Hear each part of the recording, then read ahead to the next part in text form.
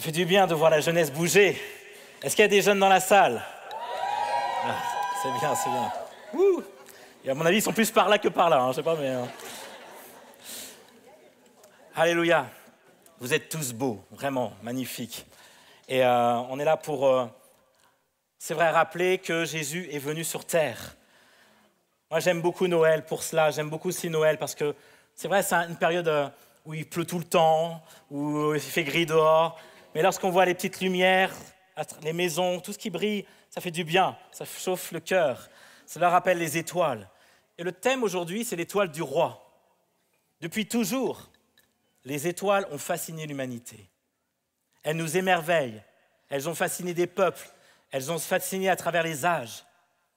Mais elles sont aussi des repères essentiels. L'étoile de Bethléem a conduit les mages jusqu'à Jésus. Et ce matin, je voudrais vous parler de l'étoile, l'étoile du roi. Car Jésus est notre étoile, celui qui brille à travers les ténèbres. Et tout comme les rois mages ont vu une étoile briller dans le noir, il existe une lumière qui éclaire nos cœurs, qui nous guide et qui brille dans les ténèbres. Cette lumière étoilée nous rappelle que Jésus est la lumière qui éclaire, qui guide et qui nous montre le chemin de nos vies. Et je voudrais vous parler de lui ce matin, parce que c'est son anniversaire. On ne va pas parler de quelqu'un d'autre, on va parler de Jésus. Et le verset que je vais vous parler, c'est de Jean 1, verset 5. La lumière brille dans les ténèbres. La lumière brille dans les ténèbres. En parlant de la venue de Christ, Jean va dire « la lumière a brillé dans les ténèbres » et la lumière continue à briller dans les ténèbres. Ce n'est pas une parmi d'autres, c'est la lumière. Il n'y en a qu'une qui brille comme ça. Il n'y en a qu'une qui illumine comme ça. Jésus dira même plus tard dans l'Apocalypse « Je suis l'étoile brillante ». Hey, je suis l'étoile brillante. Je ne suis pas une étoile filante. Ce n'est pas une qui passe et on l'a plus vue. C'est une étoile brillante qui est toujours là. Une étoile, en effet, c'est de la lumière dans la nuit. Et quoi de plus merveilleux, de plus précieux que de la lumière quand on est dans la nuit? C'est de l'espérance, c'est de la joie, c'est du courage. Je ne sais pas si vous avez déjà vécu une coupure de courant, au moment où il fait tout noir, tout nuit noir. Je ne sais pas si ça vous est déjà arrivé.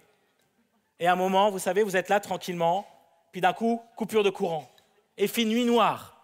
Plus rien, on se dit mais comment on va faire? Et puis, je ne sais pas, vous essayez de tourner, vous allez dire où est mon téléphone? Vous essayez de trouver votre téléphone, vous cognez la tête, vous cognez le pied, vous essayez de trouver le téléphone parce que vous avez besoin au moins d'une lumière pour voir. C'est vrai ou pas? Qui s'est déjà cogné? Ah oui, hein, on voit bien. On a besoin de cela. Quand on est dans le noir, on ne sait pas où l'on est, où on va. Et quand on a une petite lumière, juste une petite lueur, là, d'un coup, on voit la route, on voit son objectif. On va se diriger, faire le tableau électrique pour remettre le compteur. Et on va aller quelque part en évitant les pièges. Les enfants aiment faire des pièges. Vous savez, quand on va dans leur chambre, dans leur salle de jeu ou quoi que ce soit, et vous essayez de leur faire un petit bisou, et puis là, ils laissent passer des Legos par terre, des petites choses, mais vous ne devez pas allumer la lumière parce que vous devez lui faire un bisou, c'est là l'objectif. Alors vous prenez votre téléphone, vous essayez de, sans le réveiller, éviter les pièges. Et parfois, le diable est fort pour mettre des pièges sur nos chemins. Je me rappelle une fois, lorsque j'étais ado, j'étais à Lille, pas loin d'ici, avec mon cousin, et on avait découvert un tunnel. Et on s'est dit, vous savez, comme tout aventurier à cet âge-là est un peu inconscient, on se dit, on va aller voir au bout ce qui se passe, au bout du tunnel. Et puis on commence à aller au bout, on avait une petite lampe de poche, on va au bout avec mon cousin, puis on s'auto-encourageait, parce qu'on se dit, c'est pas évident, c'était une nuit noire, et puis on approche, on va plus loin, puis il y a de l'eau, et puis d'un coup, il y a de moins en moins de lumière, parce qu'on était éclairés derrière. C'est comme cette image qu'il y a ici. On est là tout au bout, et puis au bout d'un moment, le courage, on n'avait pas assez, et on se dit, mais on va faire comme demi-tour, parce qu'on ne sait pas où on va. Et on se retourne, et on voit cette lumière tout au fond, et on savait que l'objectif, la sortie était là. Il y a une lumière qui brille. Et je peux vous dire, ce matin, qu'il y a une lumière qui brille pour vous. Malgré les ténèbres, il y a au bout de ce tunnel que vous êtes en train de traverser, il y a une lumière qui brille. On est attiré par la lumière. Et Jésus est la lumière qui brille dans les ténèbres. Il dit, je suis l'étoile brillante. Je suis l'étoile brillante. Ça me rappelle aussi l'étoile polaire. Connaissez-vous la particularité de l'étoile polaire? Il a 3 choses sur cette étoile. Déjà, l'étoile polaire guide dans la nuit. Il indique le nord. Regardez, je vais vous montrer une vidéo. Vous savez déjà, la planète Terre, elle est immense. Elle fait 12 900 km de diamètre. On peut la traverser, on met pas mal de temps à le faire. Puis après, il y a Neptune qui est un peu plus grand. Donc déjà, nous, on est un peu plus petits. Ce n'est pas évident de voir. On est tout petit là, et Neptune est un peu plus grand. Et puis quand le temps, si on compare avec l'univers, on voit que c'est encore plus grand. Saturne est encore beaucoup plus majestueux. Regardez, on est là, hein, c'est la toute petite planète qui est là. Et pourtant, on trouve que la nôtre est immense. Et puis voilà qu'on a Jupiter. Jupiter, une énorme, encore plus grande planète. Et nous, on devient ridicule. Et on arrive tout doucement vers le Soleil. Le Soleil qui est immense. On voit bien qu'on n'est plus rien là-dedans. Mais 2 mois en avion pour aller du pôle Nord, enfin du pôle Sud au pôle Nord, pour traverser le Soleil, tellement que le Soleil est immense. Imaginez 2 mois d'avion pour juste aller du pôle Sud au pôle Nord. Mais le Soleil, c'est rien, parce qu'il y a une autre étoile, beaucoup plus grande, qui s'appelle VVCVB. Enfin bref, c'est pas grave. Je ne suis pas très scientifique à ce niveau-là. Et regardez à la suite cette étoile-là, mais nous, on est complètement insignifiants. Il y a après cela l'étoile polaire. Regardez comment elle est grande, cette étoile. Polaris, c'est une étoile super géante. Elle est environ à 430 années-lumière de la Terre. Elle est 2000 fois plus lumineuse que le Soleil. Elle est 30 à 50 fois plus grande que le Soleil. Elle semble loin, mais pourtant elle est là. L'étoile polaire, on la voit toutes les nuits, n'est-ce pas? Et pourtant elle est là. Elle peut sembler insignifiante, mais pourtant elle est gigantesque. Jésus dit, je suis l'étoile brillante, celle qui brille dans les ténèbres. Et si on peut le comparer avec l'étoile polaire, on pense que Jésus est loin, et pourtant il est là. On peut sembler que Jésus est insignifiant, mais pourtant il est majestueux. Il est majestueux, ce Jésus. Ce n'est plus le petit bébé dans le berceau. Jean, sous l'inspiration du Saint-Esprit, va avoir la vision de Christ glorifié. Il va dire, je me retournais pour savoir quelle était la voix qui me parlait. M'étant donc retourné, je vis 7 chandeliers d'or. Et au milieu des 7 chandeliers d'or, quelqu'un qui ressemblait à un fils d'homme. C'est Jésus. Il était habillé d'une longue robe et portait une écharpe en or sur la poitrine. Sa tête et ses cheveux étaient blancs comme de la laine blanche, comme de la neige. Ses yeux étaient comme une flamme de feu. Ses pieds étaient semblables à du bronze d'argent, comme ils avaient été embrasés dans une fournaise, et sa voix ressemblait au bruit de grandes eaux. Il tenait dans sa main droite 7 étoiles. De sa bouche sortait une épée aiguë à 2 tranchants. Et son visage était comme le soleil lorsqu'il brille dans toute sa force. Quand je le vis, je tombai à ses pieds comme mort. Il posa alors sa main droite sur moi en disant « N'aie pas peur, je suis le premier et le dernier, le vivant. J'étais mort et voici, je suis vivant au siècle des siècles. Je détiens les clés de la mort et du séjour des morts. » C'est ce Jésus-là qui est là. Ce n'est plus un bébé, c'est un Jésus glorifié, il est réel. Il peut te sembler éloigné, mais je peux t'assurer qu'il est proche. Il peut te sembler insignifiant, mais il est tout-puissant. Tout comme l'étoile polaire qui guide les voyageurs dans la nuit, tout comme Jésus est vu comme une lumière spirituelle qui guide les croyants dans la vie. Laisse-toi guider par lui. La deuxième chose que je peux comparer avec l'étoile polaire, c'est que c'est une constante. L'étoile polaire reste toujours constante. Il y a une vidéo qu'on voit, on va regarder, mais vous savez, on utilise avec les objectifs, avec les caméras, avec les appareils photo, on arrive à maintenir la luminosité. Et on peut regarder ici. Vous voyez, on a pris une photo et on a fait en sorte de capter toutes les lumières qui bougent et de les laisser les traîner. On voit toutes les étoiles bouger, vous les voyez? Toutes les étoiles bouger, et il n'y en a qu'une qui ne bouge pas. C'est l'étoile polaire. C'est beau, n'est-ce pas? C'est vraiment l'image de toutes les étoiles qui peuvent bouger, mais l'étoile polaire reste fixe, reste constant, reste toujours visible. L'étoile polaire est un repère aussi pour ceux qui recherchent leur chemin. Tout comme Jésus est perçu comme une présence qui est fidèle, qui est vraiment un repère pour ceux qui veulent le suivre. On a souvent utilisé l'étoile polaire comme guide, parce qu'on voit tellement qu'il ne bouge pas dans le ciel, il reste fixe. Et depuis des siècles, on utilisait l'étoile polaire. Vous savez, lorsqu'on prenait le bateau ou lorsqu'on voyageait, on savait que l'étoile polaire était constante. On savait qu'on pouvait se fier à cette étoile, parce qu'elle ne bougeait pas. On utilisait par exemple l'astrolabe. L'astrolabe qui est utilisé on utilisait l'étoile polaire pour essayer de nous guider par rapport à la latitude. On utilisait aussi le bâton de Jacob.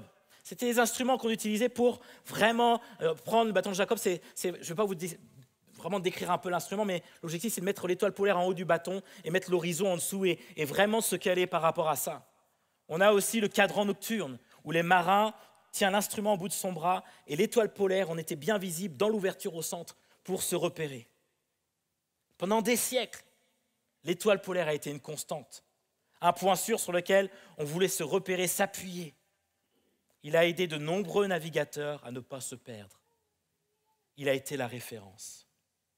Si on compare à Jésus, Jésus lui aussi est constant. Jésus lui aussi, tu peux t'y fier. Jésus lui aussi, tu peux rester figé sur lui. Il ne bougera pas. Il est l'étoile brillante, il l'a dit lui-même. Il va dire, dans Hébreux 13, Jésus-Christ est le même hier, aujourd'hui et éternellement. Dans un monde, vous savez, où tout bouge, dans un monde, vous savez, où ce n'est pas évident, lui, il va rester fixe dans ta vie. Lui, il va être un repère pour ta vie. Et si tu ne le connais pas, je t'invite vraiment à connaître ce Jésus qui est fiable, qui est constant, qui ne change pas. Peu importe dans l'état où tu te trouves, peu importe si tu es perdu ou non, Jésus est le même et il ne changera pas.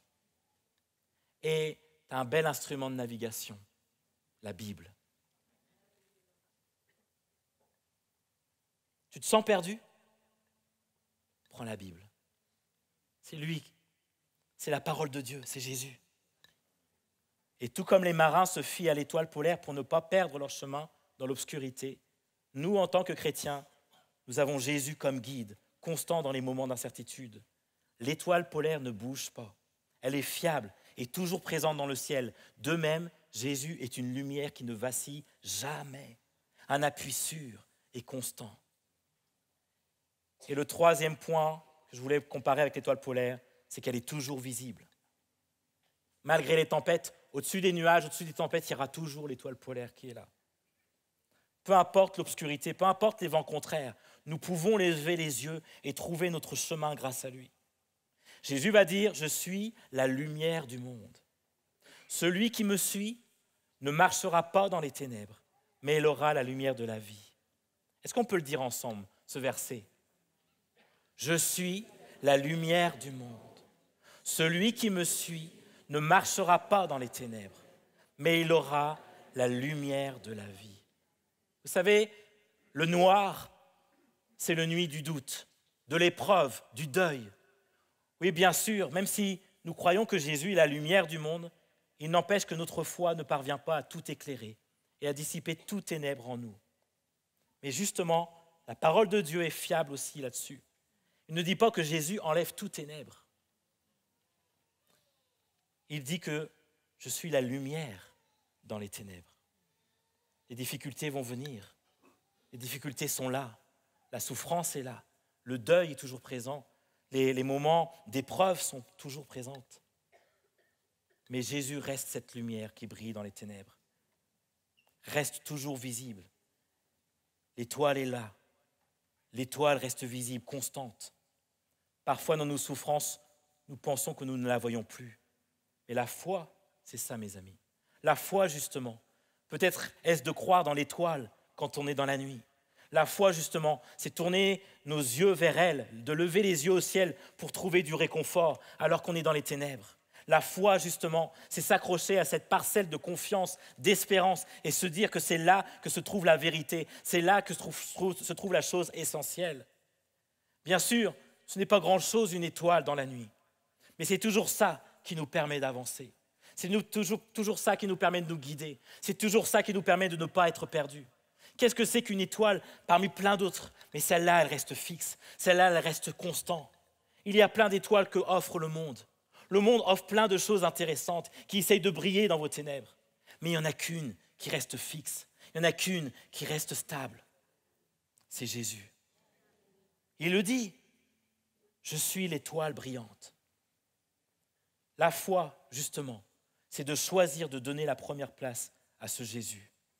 Et lorsque nous sommes perdus, lorsque nous sommes dans nos épreuves, dans nos luttes, levons les yeux comme les voyageurs regardent l'étoile polaire. Jésus est là pour éclairer notre chemin et qui nous ramène dans la bonne direction.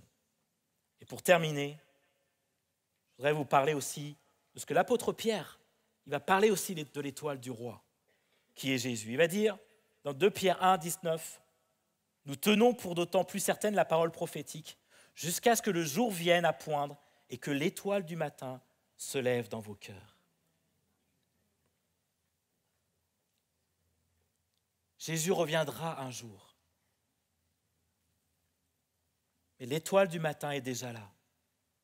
L'étoile du matin symbolise Jésus comme la lumière qui vient de l'intérieur et qui va illuminer le cœur de ceux qui croient. Jésus veut illuminer ton cœur parce qu'il sait qu'il est une constante, il sait qu'il est une direction sûre, il sait qu'il est toujours visible, peu importe les épreuves que tu es en train de vivre. L'étoile du matin signale la fin de la nuit et le début du nouveau jour. Je crois sincèrement que ce matin, ce nouveau jour peut signaler la fin d'une période sombre dans ta vie et le début d'un nouveau jour, d'une nouvelle vie. Jésus, en tant qu'étoile du matin, veut éclairer les cœurs sombres, veut réveiller les cœurs endormis. Il souhaite commencer une œuvre de restauration, de transformation intérieure, parce que le jour va se lever. Et je crois qu'il est possible que ton jour se lève. Il est possible que l'étoile du matin brille dans ton cœur. Il est possible de dire maintenant la nuit se termine, parce que le matin arrive. Il est possible. Je ne sais pas si vous voyez l'aube, vous voyez ce qui est beau dans le matin quand la lumière se lève, on voit encore les étoiles. Je ne sais pas si vous avez remarqué qu'il y a des étoiles que nous voyons encore dès le début de l'aube, dès le début que le soleil se lève. Je peux te dire que les ténèbres, ta période sombre, tes moments difficiles, c'est terminé. Laisse Jésus briller dans ton cœur. On peut se lever ensemble, je vais terminer par la prière et je vais laisser le pasteur Éric prendre la suite.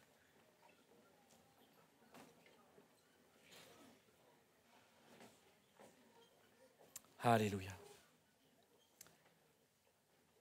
Seigneur, alors que nous sommes ce matin dans ce temps où nous allons nous réjouir aussi de voir les enfants chanter, les enfants vont nous faire un spectacle, ou même ce temps où nous sommes dans la joie parce que nous nous retrouvons les uns avec les autres. Seigneur, rien ne nous empêche que nous avons parfois des ténèbres dans nos vies, des moments difficiles, des épreuves. Et Seigneur, c'est toi qui es la lumière, qui brille dans les ténèbres. Seigneur, tu veux parler à des cœurs ce matin. Tu veux briller dans les cœurs ce matin. Tu es l'étoile du matin. Tu es l'étoile brillante qui brille dans les ténèbres. Seigneur, nous te demandons, Seigneur, de venir rencontrer ceux qui ne te connaissent pas ce matin, ou ceux qui sont peut-être endormis, ou ceux qui sont aussi tourmentés par des épreuves, par des ténèbres, par des moments difficiles. Seigneur, je te demande de briller, Seigneur, dans les cœurs. Seigneur, parle dans leur vie. Vraiment, Seigneur, nous te demandons d'être cette lumière dans les ténèbres. Au nom de Jésus. Amen.